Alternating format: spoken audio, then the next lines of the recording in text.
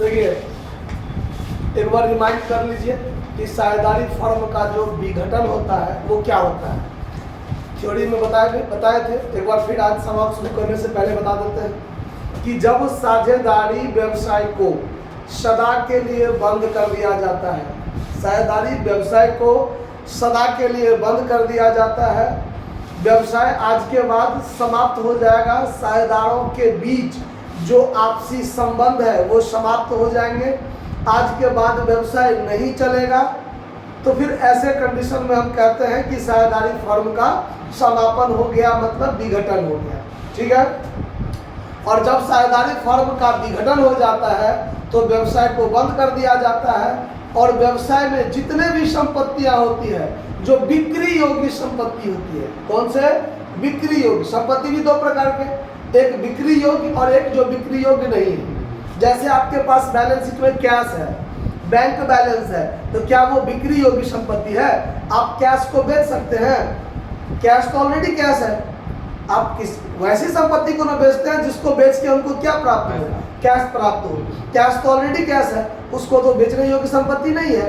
तो वैसे संपत्ति को छोड़कर जो भी बेचने योग्य संपत्ति है सभी संपत्तियों को बेच दिया जाता है और बेच करके जो धन प्राप्त होता है उस धन से जो बाहरी दायित्व हैं, दायित्व भी दो प्रकार के, एक जो वैसे आदमी से हम कर्ज लिए हैं जिसका संबंध व्यवसाय से नहीं है, व्यवसाय से प्रत्यक्ष रूप से संबंध नहीं है। जैसे मान लीजिए ABC साझेदार है, तो ABC व्यवसाय का मालिक है, तो ABC का जो रुपया व्यवसाय में लगा है वो हुआ इंटरनल लायबिलिटीज।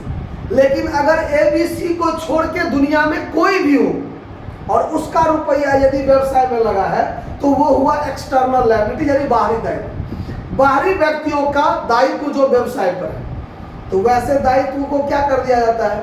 भुगतान कर दिया जाता है। तो इस सभी संपत्तियों को बेचने और दायित्व को भुगतान करने के उद्देश्य से एक वसूली खाता बनाया जाता है। क्या बनाया जाता है? वसूली खाता। और यह वसूली खाता तब बनेगा जब आपके सवाल में व्यवसाय का बैलेंस शीट दिया। ठीक है। तो सवाल नंबर 1 हम अभी बताने जा रहे हैं, कैसे बनेगा रियलाइजेशन अकाउंट, वो सब सारा बात क्लियर कर रहे हैं। देखिए 1 नंबर सवाल में क्या है कि निम्नलिखित चिट्ठा 31 मार्च 2016 को तैयार किया गया था। जो चिट्ठा है उसके लायबिलिटी साइड में क्रेडिटर, रिजर्व फंड, विमल और श्यामल का पूंजी दिया हुआ है। और एसेट्स में देखिए बैंक, स्टॉक, डेटर और फिक्स एसेट्स, इतना सारा आपका संपत्ति है। फिर कहता है कि साझेदार फर्म को चिट्ठे की तिथि से विघटित करने का निश्चय किए हैं। परिसंपत्ति से निम्न प्रकार वसूल हुआ है, जिसमें स्टॉक से 6500, देनदार से 8000, फिक्स एसेट से 28500 और वसूली व्यय 1100 रुपया है। लेनदारों को पूर्ण भुगतान किया गया। विमल और श्यामल 2:3 में लाभ का विभाजन करते हैं। समझ में आ रहा बात? और फर्म के पुस्तक में इनकी पुस्तकों को बंद करने हेतु प्रविष्टियां और वसूली खाता बनाइए, बैंक खाता बनाइए, साझेदार का पूंजी खाता बनाइए। तो देखिए यहाँ पर जो प्रविष्टियां वाली बात है, तो प्रविष्टियां वाली बात हम अभी ध्यान नहीं देंगे। अभी हम पूरे खाता बनाना सीखेंगे। खाता बनाना आप आसानी से सीख सकते हैं। जर्नल में क्या होगा कि बहुत सारे बातों के लिए सेम एंट्री बनता है, एक से अधिक लेन देन के लिए सेम एंट्री बनेगा। तो वैसे एंट्री को आपको शुरुआत में क्या होगा, तो एक तरह से कहिए तो याद करने की जरूरत हो जाएगी, आपको समझ में थोड़ा दिक्कत रहेगा। लेकिन जब आप खाता पूरा समझ जाइएगा ढंग से, एक बार में आप समझ लीजिएगा, जब खाता सीख जाइएगा तो जर्नल आप एक ट्रिक बता देंगे, किसी का भी लेन देन का आप एंट्री एक बार में बता दीजिएगा। ठीक है। तो अभी इसको छोड़ के चलते हैं। अभी हम खाता बनाना सीखेंगे। तो खाता बनाने के क्रम में सबसे पहला खाता बनता है रियलाइजेशन अकाउंट। रियलाइजेशन अकाउंट, ध्यान दीजिए कि रियलाइजेशन अकाउंट कैसे बनता है।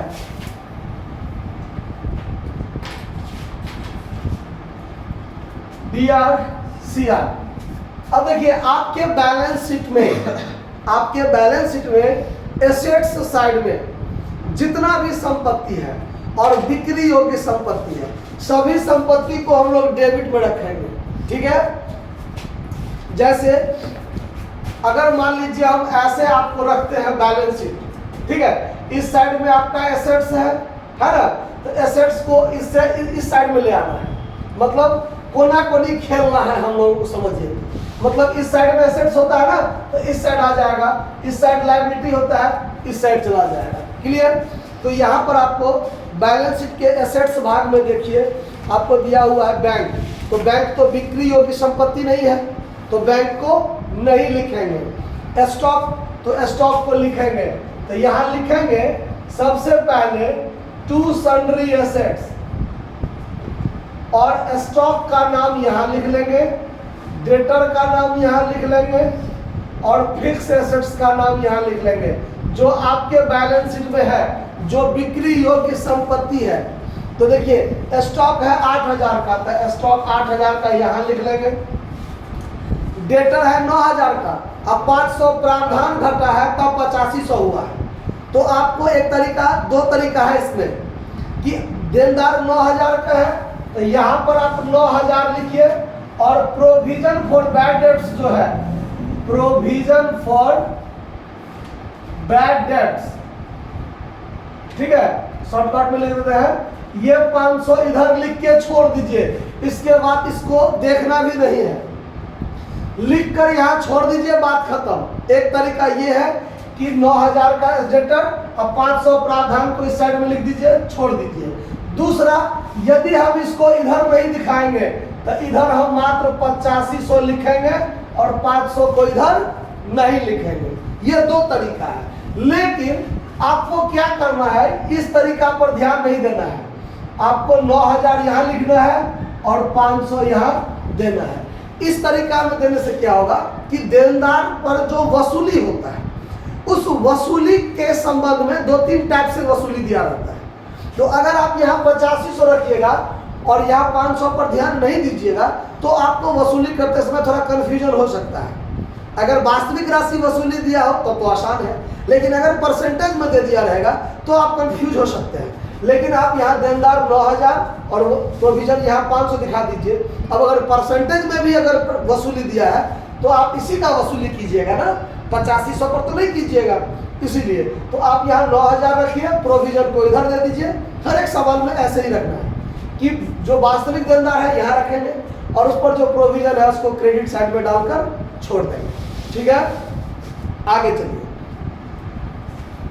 उसके बाद फिक्स एसेट्स कितना है देखिए, 30000। तो फिक्स एसेट्स यहाँ पर 30000, तो 9, 8, 17 और 30 मिलाकर 47,000, क्लियर। उसके बाद सन्ड्री लायबिलिटीज, यानी लायबिलिटी साइड में जो एक्सटर्नल लायबिलिटी है, बात पर ध्यान दीजिए। लायबिलिटी साइड में क्रेडिटर है, रिजर्व फंड है और पूंजी है। तीनों तो लायबिलिटी है, क्योंकि लायबिलिटी साइड में तो तीनों लायबिलिटी है।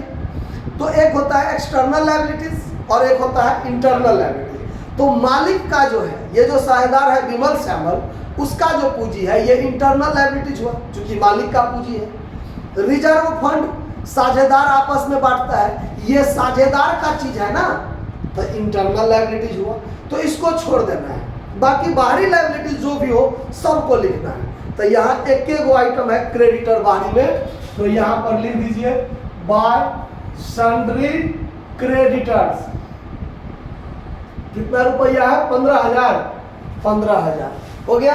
अगर मान लीजिए अकेले था इसीलिए बाय सन्ड्री क्रेडिटर कर दिए, अगर और लायबिलिटीज होता तो सबका नाम ऐसे ही अलग अलग करके लिखते, सबको जोड़ के बाहर करते। समझ में आ रहा बात। अब चलिए, अब देखिए, अब ये जो संपत्ति है इसका वसूली क्रेडिट साइड में होगा, इसका वसूली क्रेडिट में होगा। तो क्रेडिट साइड में दो तरह से वसूली होता है, या तो इस संपत्ति को साझेदार ले ले, या फिर उसको रुपया में किसी बाहरी आदमी को बेच दिया जाए, ठीक है। तो सवाल में स्पष्ट क्लियर है कि परिसंपत्तियां से निम्न प्रकार वसूल हुई। तो जब तक स्पष्ट नहीं कहेगा कि इसको साझेदार फलना ने ले लिया, तब तक साझेदार लिया ऐसा नहीं मानेंगे। मतलब रुपया वसूल हुआ, तो रुपया वसूल हुआ तो यहाँ क्रेडिट साइड में लिखेंगे बाय बैंक अकाउंट और कोस्ट में AR। यहाँ पर बाय कैश भी आप लिख सकते हैं, बाय कैश अकाउंट, कोस्ट में AR मतलब एसेट्स रियलाइज्ड, एसेट्स रियलाइज्ड। तो सवाल में यदि बैलेंस शीट में आपके बैलेंस शीट में बैंक हो तो बैंक लिखेंगे, अगर बैलेंस शीट में कैश हो तो यहाँ कैश लिखेंगे। जहाँ रुपया में लेन देन होगा वहाँ पर बैलेंस शीट में बैंक होगा तो बैंक का प्रयोग करेंगे, कैश होगा तो कैश का प्रयोग करेंगे। तो संपत्ति से वसूली हुआ है स्टॉक से 6500, स्टॉक से 6500, डेटर से कितना वसूल हुआ वो देखिए 8000, तो डेटर से 8000 और फिक्स एसेट से 28500, फिक्स्ड एसेट से 28500, तो ये हो गया 28 8 36 6 42 1 43,000। क्लियर बात, समझ में आ रहा है ना। अब देखिए वसूली का व्यय 1100, तो वसूली का व्यय को डेबिट साइड में टू बैंक अकाउंट या कैश अकाउंट, तो यहाँ पर बैंक है तो बैंक लिखेंगे टू बैंक अकाउंट और कोस्ट में लिख देंगे रियलाइजेशन एक्सपेंस, कितना रुपया 1100, ठीक है। और देखिए संपत्ति को बेच के रुपया आ गया, अब ये जो कर्जा है तो कर्जा का भुगतान करेंगे ना, तो कर्जा का भुगतान डेबिट साइड में करेंगे, क्या लिखेंगे टू कैश या बैंक जो लिखिए आप, लेकिन बैंक है तो बैंक लिखेंगे, यहाँ क्रेडिटर है तो क्रेडिटर का नाम लिख देंगे और एक के बार में 1500 15,000 पूरा का पूरा पेमेंट कर देंगे। क्यों, तो सवाल में लिखा हुआ है कि लेनदार को पूर्ण भुगतान किया गया। अगर ऐसा नहीं भी लिखा रहता तो भी पूरा पूरा पेमेंट कर दे, जब तक कि स्पष्ट ना कर दे कि लेनदार को इतना ही पेमेंट किया गया। अगर कहता कि लेनदार को 200 रुपया कम भुगतान किया गया, 200 कम करेंगे, तो थोड़ी है कि हम पूरा का पूरा कर देंगे। पैसा किसी को खराब लगता है, जितना कहेगा उतना ही पेमेंट करेंगे। अगर कुछ नहीं कहा गया है तो पूरा पूरा पेमेंट करेंगे, ठीक है। अब चलिए सारा काम हो गया, अब हम लोग जोड़ घटाव करेंगे कि दोनों साइड में कौन बड़ा है। तो देखिए दोनों साइड में कौन बड़ा है, यह देखने के लिए 47 और 15 62 63,100 और ये 58, तो ये साइड बड़ा है। तो कितना 47 और 15 कितना बोले थे 62 63,100, ठीक है।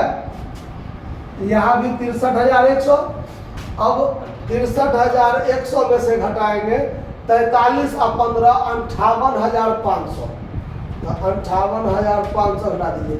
4600 रुपया हमको क्या हुआ है, लॉस हुआ है।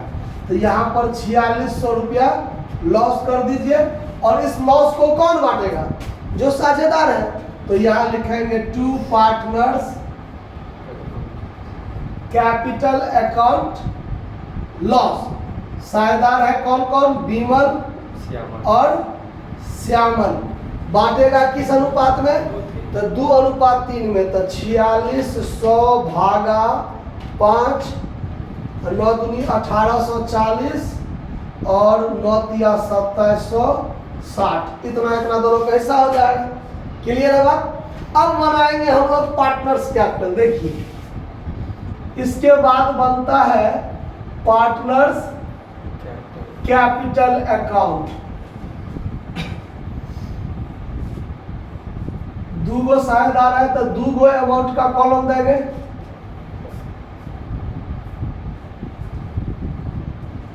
ये पार्टिकुलर, ये बीमल, ये श्यामल, पार्टिकुलर बीमल और श्यामल, ठीक है। अब क्या करेंगे हम लोग, तो सबसे पहले लिखेंगे बाय बैलेंस बीडी, क्योंकि जब व्यवसाय शुरू होता है तो उसका पूंजी तो बैलेंस पहले लगाया होगा ना। तो यहाँ पर बीमल का 18,000 और श्यामल का 22,000 लिख दिए। अब देखिए रिजर्व फंड जो लायबिलिटी साइड में है 3500, उस 3500 को आपस में क्या कर लिया जाएगा, बांट लिया जाएगा। तो क्रेडिट साइड में यहाँ बटाएगा रिजर्व फंड 1400 2100, 2:3 है कि 3:2, 2:3, तो ठीक है 1400 और 2100 बांट लेगा। उसके बाद अब यहाँ देखिए इसमें कहीं भी पार्टनर्स कैपिटल का नाम है, यहाँ है। लॉस को साझेदार जो आपस में बांटा है तो उसके पूंजी में से तक कटेगा, तो ये लॉस को यहाँ बांट देंगे क्या लिखेंगे? रियलाइजेशन अकाउंट में पार्टनर्स कैपिटल, तो पार्टनर्स कैपिटल के डेबिट में टू रियलाइजेशन अकाउंट लॉस। नाम भी उल्टा, साइड भी उल्टा। रियलाइजेशन में पार्टनर्स कैपिटल, तो पार्टनर्स कैपिटल में रियलाइजेशन, इसके क्रेडिट में तो इसके डेबिट में। लिखे ना, ये सब बात को ध्यान रखना है। 1840 और 2760 बात खत्म हो गया, अब कुछ नहीं। अब क्या होगा? तो चूंकि साझेदारी फर्म का जब विघटन होता है तो यहाँ पर हम लोग टू, जब इसका खाता बंद होगा तो टू बैलेंस सीडी हम लोग लिखते थे पार्टनर्स कैपिटल में इससे पहले। लेकिन यहाँ पर क्या होगा? To bank account final payment हो जाएगा, to bank account final payment. चूंकि व्यवसाय आज के बाद चलेगा नहीं, व्यवसाय खत्म हो गया, उसका जो भी पूंजी था उसका खर्चा लॉस काट के बाकी उसको पेमेंट कर दिया गया। तो ये हुआ 18 एक 19,400, तो यहाँ भी 19,400, इसमें से इसको घटाएंगे तो कितना होगा?